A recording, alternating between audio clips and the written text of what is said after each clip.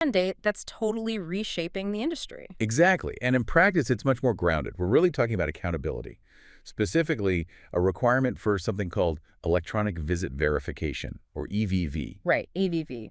And usually you hear federal mandate and you just think of more red tape or, things slowing down.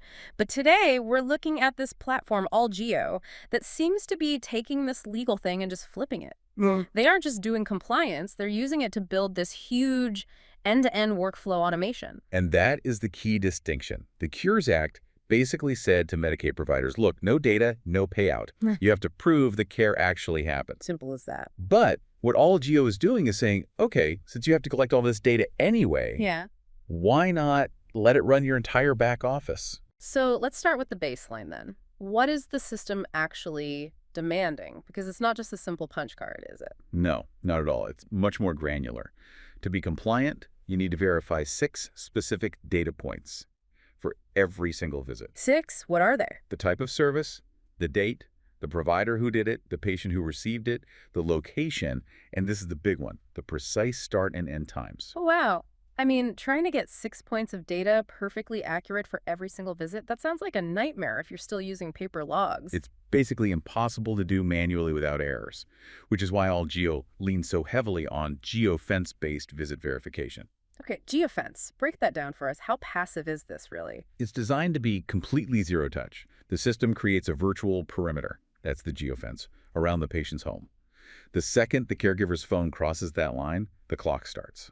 GPS validates the where and the when instantly. Okay, but that's assuming every single caregiver has a smartphone with a data plan. We know that's not always the case, right? So is there a workaround for that tech gap? That's a critical point, and yes, they built in fallbacks for, non-smartphones or feature phones. Caregivers can use geotag text messages or even call into an IVR system, an interactive voice response, to log their visit. So the hardware can't be an excuse, but, knowing the caregiver is there is only half the battle. They still have to do the work. Right, and this is where we move from just tracking to actual workflow management. Once that geofence is triggered, the app unlocks what they call smart forms. So it's more than just a checklist. Much more. These forms can capture patient vitals. You can take photos of, say, an injury, get signatures, document tasks. It's a full digital paper trail. And that gets us to the core mission here, this end-to-end automation. Because all that data doesn't just, sit on the phone. Correct. Think about the old way. A caregiver scribbles notes, drives them to an office, an admin manually types them into a billing system. So slow. So many chances for typos. Exactly.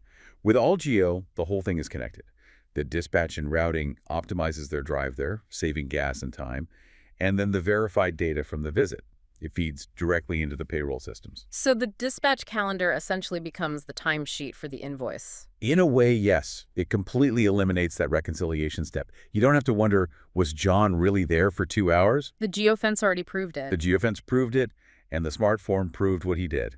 That data goes straight to billing and payroll systems like ADP or Paychex.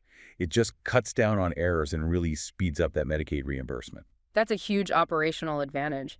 But I want to pivot to the human side of this for a second. You have people working alone, often in private homes. That can be risky. It absolutely can be. And they've included specific lone worker safety features for that. The app has distress alerts and mandatory check-in workflows. So if a caregiver is in a dangerous situation, there's a way to flag it. It turns the app into a bit of a safety net. Which is vital. Now, obviously, we are dealing with very sensitive health information and patient locations. We have to talk about the unsexy plumbing of it all, security. Of course. And when you're dealing with Medicaid data, the bar is incredibly high. The platform is SOC2, IPP, and GDPR compliant. Everything is end-to-end encrypted. And what about privacy for the caregivers themselves? I can see some being wary of being tracked. Yes, and that's important for getting people to actually use it. Yeah. The system is very clear that monitoring only happens during scheduled work hours, and it requires consent.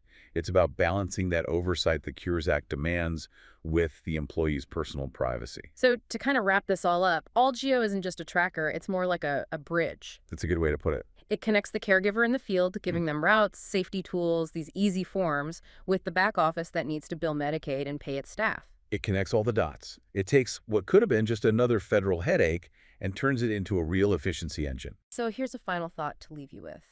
If automation can handle the logistics of where and when so seamlessly, does that finally free up caregivers to focus entirely on the how of human connection?